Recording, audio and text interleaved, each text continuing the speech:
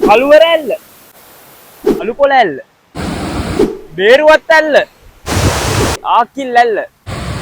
ටිකක් වැහිබර දවසක් වුණත් ඒක වැඩිය ගණන් නොගෙනම ගමන පිටත් උනේ අද දවසම වතුර එක්ක ගෙවෙන දවසක් නිසා. බලංගොඩ පහු කරගෙන මැද කන්ද උඩ කන්දේ ටිකක් නුදුරින් යනකොට ඔය ඈතින් පේන්නේ මාරතැන්න පැත්තට වෙන්න තියෙන දෙතනගල කඳු පන්තිය. රාසගල පහු කරලා ඌවැල්ලේ ඉඳන් සමනල තැන්න පැත්තට යද්දි මට මතක් වෙන්නේ සිංහරාජ වැසිවනාන්තරේ. මොකද සීතල වගේම කුඩා දියපාරවල් වලද නොඅඩුවක් තියෙන මේ හරිය ඝන කැලෑවක වගේ අඳුරක් පවතිනවා. සමනල තැන්න ආරම්භයේම ඔන්න ඔය වගේ මේ පාරේ යන එන අයට හොඳට පිරිසිදු සීතල බර වතුර ටිකක් නාගෙන යන්න මෙන්න මේ වගේ පීලක් හදලා තියෙනවා දැන්. සමනල තැන්න පහු කරන් අවට සිරි නරඹමින් යන අතර මේ දවස්වල ගියොත් මෙන්න මේ ඇල්ල ඔයාලට දකින්න පුළුවන්. ඇත්තටම මේ ඇල්ල වැසි කාලයේදී පමණක් සක්‍රිය වෙන ඇල්ලක් කියලා තමයි ගම්මු කිව්වේ. ඇල්ලට නමක් යන්න පාරක් නෑ කියලාත් කිව්වා. කොහොම හරි දැන් බලකොටුන්නට වෙනකන් මං ඇවිත් ඉවරයි. මගේ නැරඹුම් ස්ථාන වෙන්නේ වේවැල්වත්තේ දියඇලි. එහෙනම් අද සංචාරයේ පළමු දියඇල්ල තමයි මේ. බලකොටුන්න හරියෙන් වේවැල්වත්ත දෙසට යද්දි දේවත්තක් මැද පුංචි නිම්නයක් දිගේ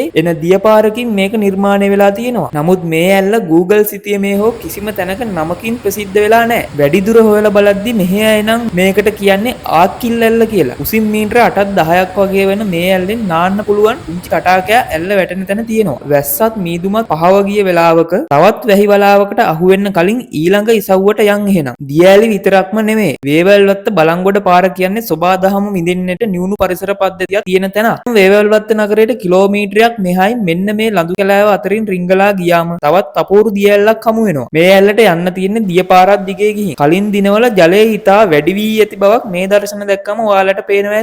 කොහොම හරි ඔන්න එහෙනම් අද සංචාරයේ ඊළඟ දියඇල්ල. මේ තමයි බේරුවත්ත දියඇල්ල. අවරියැල්ල කියලා කියන්නේ මේ ඇල්ලටම තමයි. උසින් මීටර 50ක් වෙන මේ දියඇල්ලවට පරිසරයේ තවමත් හොඳින් ආරක්ෂා වෙලා තියෙන බව අවට බැලුවම පේනවා. ඉතින් මේ ඇල්ල බලන්න එනවා නම් පරිස්සමින් ඇවිත් බලලා යන්න. මොකද මෙතන තියෙන තටාකය දැඩි අනතුරුදායකයි වගේම මේ ඇල්ලේ දියපාර නොසිතූ මොහොතවල වල ප්‍රචණ්ඩ වෙන බව ප්‍රදේශවාසීන් කියනවා. එහෙනම් බේරුවත් ඇල්ල ඔහේ ගලාගෙන යද්දි තවත් ටිකක් දුෂ්කර අතුරු මාර්ගයකට දැන් මම පිවිසී හමාරයි. ඇත්තටම මේ අලුපොළ වතුයායට යන මාර්ගය. මේ මාර්ගයේ ගියාම ඇස් වලට අදහා ගන්න බැරි සබරගමුවේ තවත් සොඳුරුම දියඇල්ලක් හමු වෙනවා. ඔය ඈත ඉඳන්ම මන් දකින්නේ ඒක. මේ තමයි උසින් මීටර 68ක් වෙන අලුපොළ ඇල්ල. සමනල අඩවියේ පුංචි දියපාරවල් වලින් උපත ලබන මේ ඇල්ල ඇස පිනවන දසුණක් වෙන්න තවත් හේතුවක් තමයි පියවර කීපයකින් ඇදහැලෙන දර්ශනය. තේවතු හා හරිත පැහැ සෝබාදහම් මැදින් ඇදහැලෙන මෙයා කළු ගඟට එකතු වෙලා කළු ගඟෙන් මුහුදු බලා යනවා. ඉතින් මදක් නැවතී සිරිනැරඹූ මං ඊළඟ ඉසව්වට යන්න පිටත් උනත් තැන හොයාගන්න ටිකක් අපහසු වුණා. කොහොම හරි අදාළ තැන හොයාගෙන මේ වගේ කැලෑවකට රිංගලා දියපාරේ සද්දේ දිගේ යද්දි එක ඇල්ලට දියඇලි දෙකක්ම හම්බුණා. ඇත්තටම මං හිතේ ඉඳන් ආපු ඇල්ල කොයිකද කියන එක හරියටම තහවුරු කරගන්න මිතුරෙක්ට කතා කරන්නත් උනා. කොහොම හරි සබරගමුවේ හැංගුණු ලස්සනම දියඇල්ලක් දැන් මගේ පිටුපසින් තියෙනවා. එහෙනම් මේ තමයි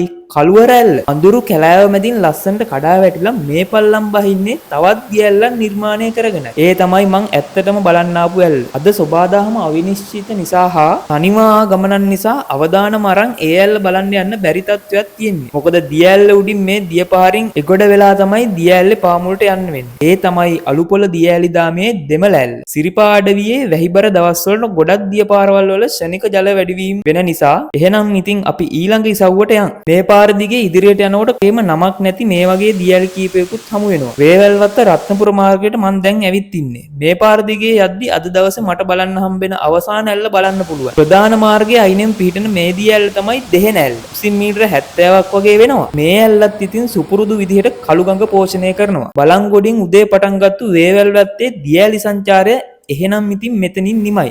තවත් ඇලි කීපයක් මේ අවට තියෙනවා. ආයෙත් දවසක ඒ දියඇලි ටිකත් එක්ක හමු වෙමු. ඒ වගේම ගහට කොළට ජලයට සතුන්ට වගේම කිසිම කෙනෙක්ට හිරිහැරයක් නොකර මේ සෝබාදහම් ඉඳලා ඔයත් පරිස්සම් වෙලා යන්න කියලා මතක් කරනවා.